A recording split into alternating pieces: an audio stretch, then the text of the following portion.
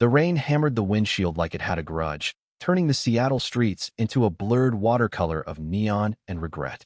I gripped the steering wheel of my beat-up Subaru, knuckles white, as Hunter's voice crackled through the Bluetooth, all easy drawl and zero mercy. "Come on, Noah, ditch the 9-to-5 grind." My RV's gassed up and pointed south. Pacific Coast Highway, buddy, waves, wine country, and zero alarm clocks. And just like that, with those words hanging in the downpour, I swerved into the lot of his storage unit, heart pounding like I'd just confessed something I couldn't take back. We'd been thick as thieves since freshman year at the University of Washington, back when keg stands and all-night philosophy debates masked the deeper hungers neither of us dared name. Hunter Kane, with his sun-bleached blonde waves and that perpetual half-smirk that could disarm a room, had always been the one pulling me out of my shell. Road trips to the Olympics, bonfires on Alki Beach where we'd roast marshmallows and trade stories about girls we'd never quite clicked with. But lately, as my marketing job at that soulless tech firm in Belltown sucked the color from my days, Hunter's texts felt like lifelines. "Life's too short for cubicles, man," he'd say. And God, he was right. I killed the engine and dashed through the sheets of rain to where his RV squatted like a silver beast under the sodium lights. A 1998 Winnebago he'd christened Wanderlust after scoring it off some eccentric retiree in Tacoma. Hunter emerged from the shadows, broad-shouldered in a threadbare Husky's hoodie and cargo shorts that showed off calves honed from endless hikes. He clapped me on the back, his touch lingering a beat too long, warm against the chills seeping into my bones. "Knew you'd cave. Grab your bag. We're rolling out at dawn." Inside, the RV smelled like pine cleaner and faint weed, a cozy chaos of flannel throws, dog-eared paperbacks, and a mini-fridge humming with craft IPAs. Hunter gave the tour with his usual flair, fold-out dinette scarred from poker nights, a bed that converted from the booth, and the piece de resistance, the postage stamp shower tucked in the back, with its curly cord hose and a door that barely latched. "Check this out," he said, flipping on the light. Steam from a recent rinse still fogged the mirror, and there, etched in the condensation, was a heart with our initials. H+N, scrawled in finger-smudged soap. My stomach flipped. "Old habit from college pranks," he laughed, but his eyes held mine a fraction too steady. We cracked beers that night, sprawled on the dinette cushions as thunder rolled in from the sound. Hunter spun tales of his last solo jaunt, camping in the redwoods, skinny dipping in Crater Lake under a meteor shower. "Freedom, Noah. That's what this is." His voice dropped, intimate in the dim glow of the overhead light. I nodded, but inside, the familiar knot twisted tighter. At 28, I was still playing straight edge in a world that demanded labels I wasn't ready to wear. Dates with women fizzled into polite goodnights. Hookups with guys in dimly lit bars left me hollow, sneaking out before dawn like a thief. Hunter? He was the one constant, the friend who'd never judged my silences, never pushed when I dodged questions about why I hadn't settled down. As the storm peaked, the RV rocked gently, and Hunter stretched out, his foot brushing mine under the table. "You look wrecked, man. What's eating you?" I shrugged it off.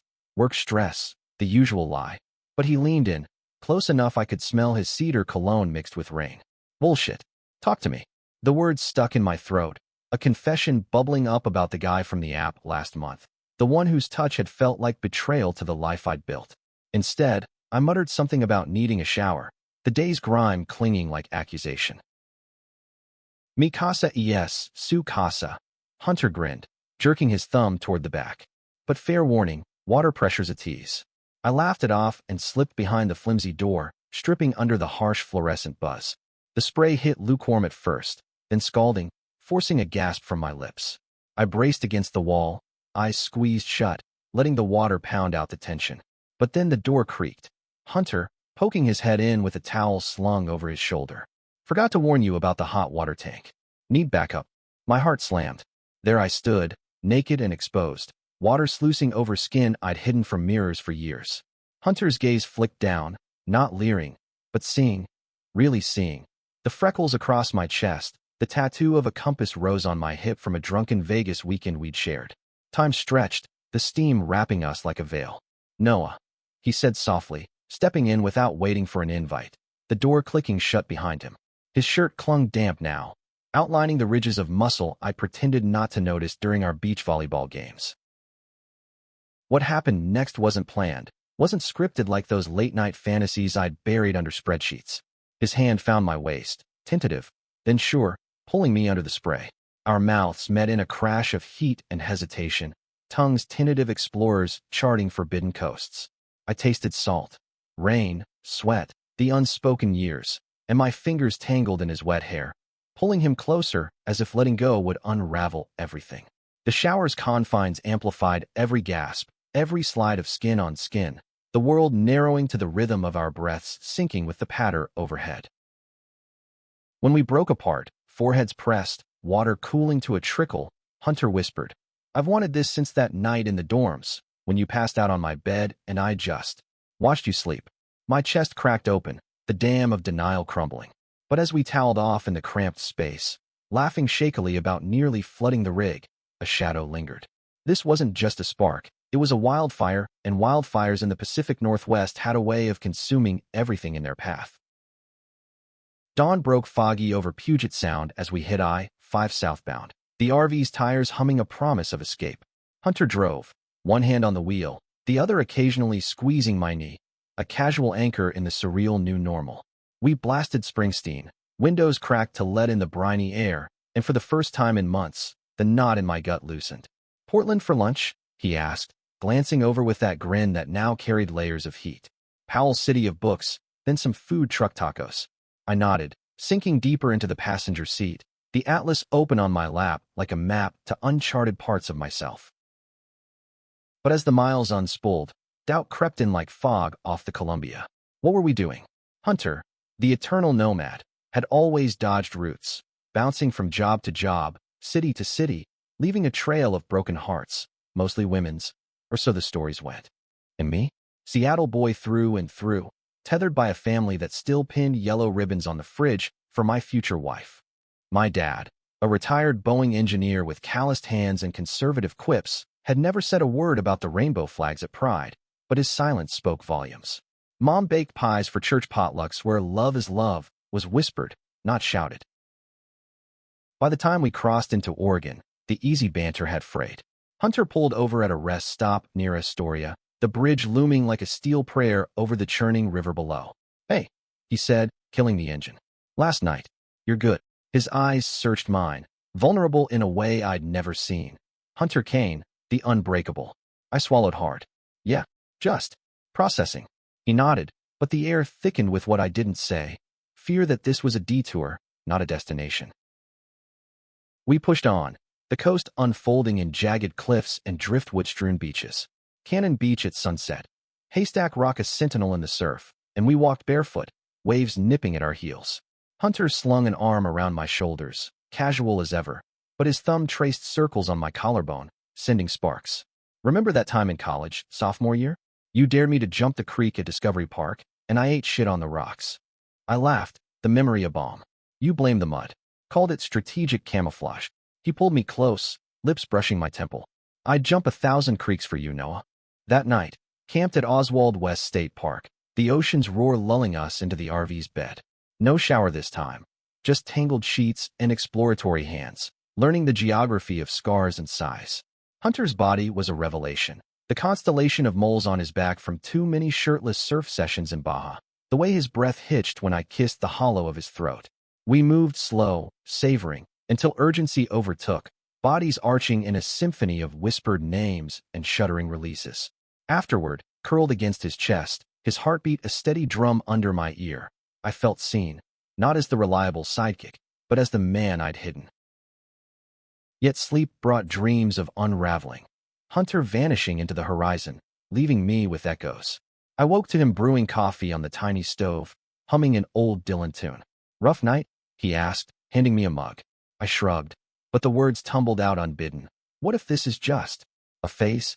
For you?" His face fell, mug clattering to the counter. "A phase? Noah, I've been carrying this torch since we were 18. Bisexual, gay, whatever label. You think I don't know my own damn heart?" The accusation hung, sharp as the coastal wind. He paced the narrow aisle, frustration etching lines around his eyes. "You pull away every time it gets real. Like back in Seattle, when you'd ghost after those bar nights." My cheeks burned, truth stung like salt water in a cut. I'd built walls, convinced that admitting desire meant losing the one friendship that anchored me. I'm scared, okay? Of my family, of screwing this up. Hunter stopped, softening. Then let's not screw it up. 1 mile at a time. We drove in charged silence to Tillamook, indulging in cheese factory tours and ice cream cones that dripped like guilty pleasures. By afternoon, the tension eased into tentative plans. Detour to the Oregon dunes for ATV rentals, then south to California's Avenue of the Giants. But as we crested Nikini Mountain, vistas sprawling to the endless blue, Hunter's phone buzzed, a text that made his jaw tighten. He silenced it, but not before I glimpsed the name. Jensen. Who's that? I asked, casual as I could muster. Hunter hesitated, eyes on the road. Old flame. From my last gig in Portland, bartending at this dive called the Rusty Anchor. My stomach soured. Jensen, tall, tattooed musician type, the kind Hunter collected like souvenirs. Flame? As in. He sighed. It fizzled months ago, but he texts when he's drunk, fishing for round 2. The admission landed like a rogue wave, jealousy crashing over the fragile bridge we'd built. That evening, parked overlooking the Three Capes scenic loop, we grilled salmon over a beach fire, the flames dancing shadows on our faces. Hunter opened up, voice low against the tide's murmur. Growing up in a trailer park outside Eugene, Dad gone by 10, Mom working doubles at the mill. I learned early to keep moving, keep smiling. Easier than facing the mess. His bisexuality? A revelation at 22, after a fumbling hookup with a co-worker that cracked his world open. But you, Noah, you were always the safe harbor. Even when I dated women to fit the script. I shared fragments of my own cage. The high school crushes on the quarterback I buried in football stats. The college parties where I'd drink to drown the pull toward Hunter's laugh. I thought if I ignored it, it'd go away. He reached across the fire, lacing our fingers. It doesn't. It just waits. We made love under the stars that night. Urgent and affirming, bodies a defiant answer to the doubts. But as Hunter slept, I stared at the embers, wondering if Jensen's ghost was the first crack in our foundation, or just a preview of the betrayals to come.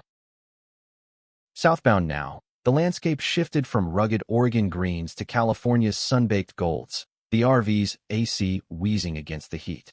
We hit Redwood National Park mid-morning, wandering fern-choked trails where ancient trees whispered secrets older than empires. Hunter's hand in mine felt natural, a quiet rebellion against the hikers who stole glances. Ever think about telling your folks? He asked, pausing at a sun-dappled grove. I kicked a root, dirt scattering. Someday, after I figure out how to say it without the world tilting. Eureka brought a brief urban pulse. Farmers' market halls of heirloom tomatoes and sourdough. A dive bar where Hunter arm-wrestled locals for beers.